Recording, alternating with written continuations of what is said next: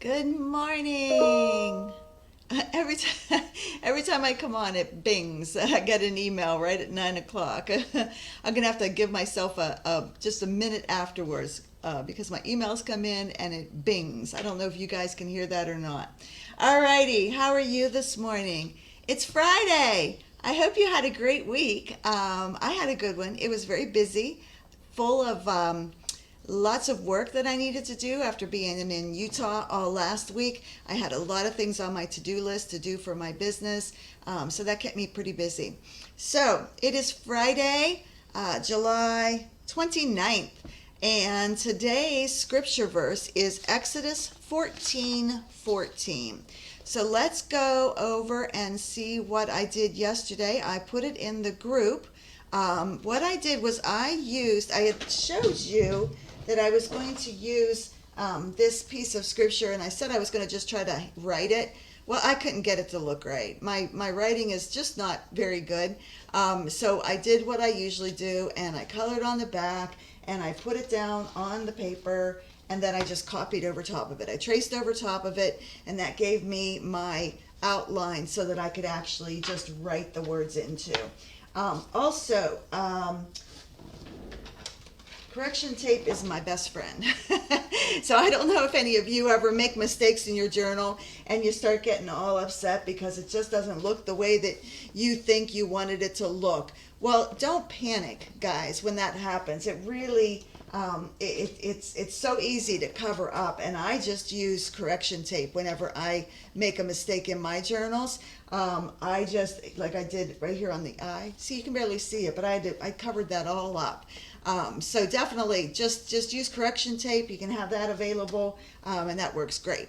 I also, this time, I used washi tape. And I don't know if you know what washi tape is, but it's just a real thin tape. You can get it in all different sizes, different widths and stuff. But these are some of the tapes that I use in my kits that I do sell. I usually include 4 rolls of this mini washi tape. And all I did was just put it right down as divider lines. And it looks so pretty. It makes it look like it's a sticker instead of just drawing it on there. Okay? So let's see here. Let's go ahead and go. Good morning. If you're joining me, come on in and tell me who is watching with me this morning. I'll turn that a little bit. All right. So let's go ahead and we're going to start with today's scripture. And like I said, it's Exodus 14:14. The Lord will fight for you. You need only to be still. This is one that I struggle with all the time. So let me give you a little background. This scripture is from Exodus, like I said, and it was shortly after the Lord had rescued Israel from slavery in Egypt. And they had left with lots of wealth because that God had told them to go to their neighbors and ask for their gold, and they gave it to them. So they had lots of wealth. So as soon as they left, of course, Pharaoh changed his mind and decided that he was going to come after them again. So the Egyptian army was right behind them. But God had promised them that he would take them into safely. But all they could see were the problems that surrounded them. The Red Sea was in front of them. The mountains towered all around them. And the chariots from Pharaoh's army were right behind them. So they were crying out in fear and disbelief. And their confidence in God's promises didn't last very long. When they had their eyes on the fiery pillar at night, or during the day, wait, which is it? Fiery pillar, cloud at day, fiery pillar at night. Thank you, Julian. They knew they had God's protection.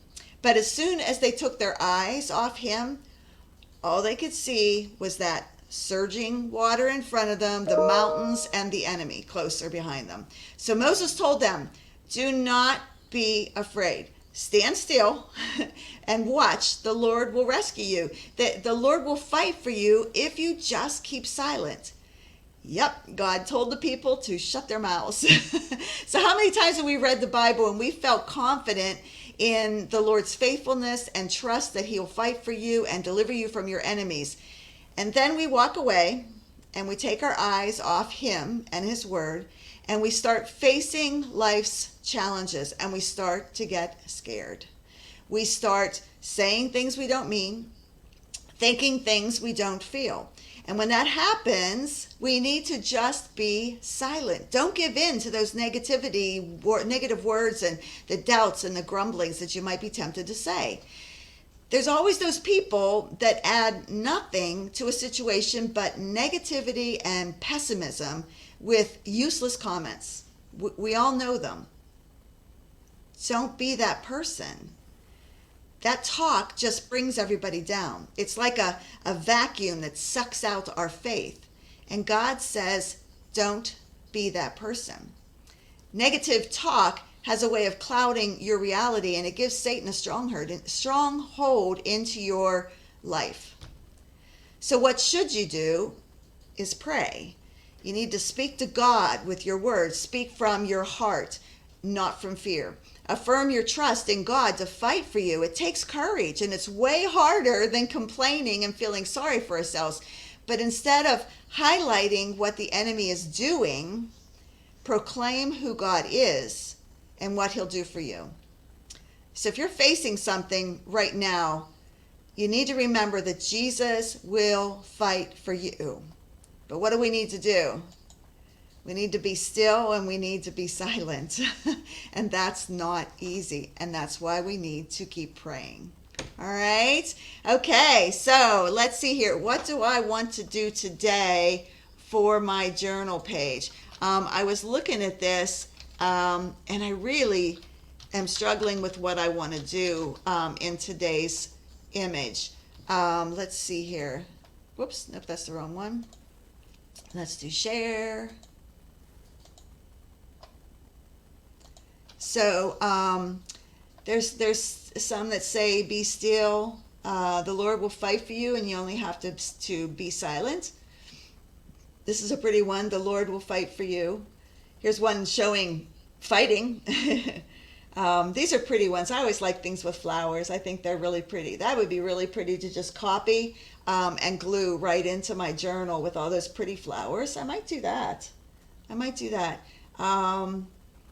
Either that or, let's see here. This one's nice too. This one looks like embroidery. I like this one a lot.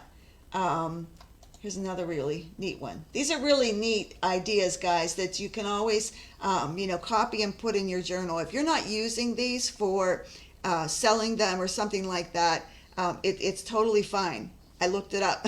You can go ahead and put them in your personal journal as long as you are not selling them or doing something with them. So there's lots of different ideas on what you can do in your journals. Oh, there's another pretty one too. So let me know what you plan to put in your journal. I'm going to continue to video when I do my journal pages so that you can see how I put mine together. I hope that helps you a little bit so that you know what different ways I'm using, because I know a lot of people will look at my journal and they feel overwhelmed. They think that it is way harder than what it is, and I try to. That's why I like to share, what I've done and how I've made them, and how I just glue things in and add a little bit of color. And I saw that a couple of you guys have been doing that too, which I love. Let me put this back over here into the stream. So here's some for Tina. Tina did this one, and she says that she does. I think she uses stamps for hers. Is what she uses. This is neat. Ramona used some colored. What are they? They're watercolor pencils. I have not tried that. I always get nervous that it's going to wet my paper too much and make it wrinkly. Did that do that for you, Ramona? Or does it dry pretty good? But I love those waves. Those are awesome. And here's one that Denise did, and she said this little owl guy is just a little sticker, and she just puts the branches in there. So definitely. Oh, here's one. Jillian did this one, and she just writes. She just writes her words and adds a little bit of color, and this is totally fine. The whole idea, the important part, is not the pictures, not all the fancy stuff you put in it. The important part is writing down your feelings, talking to God, spending time in the scripture. If you've been doing this with me for the past 29 days, that means you have been in the scripture for 29 days. I pray that you will continue it. Continue on every single day. The new prompts will be coming out shortly for August already. Please, I hope that you will join along. Feel free to invite people to join our group.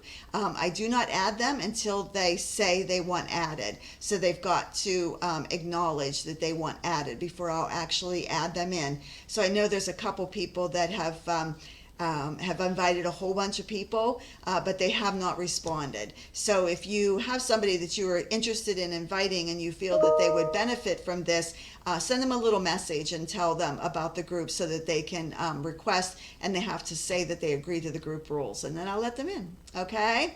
All right, guys. Hope you have a blessed day. It is going to be, I think, nice today in Pennsylvania. So we will see you tomorrow morning. Bye.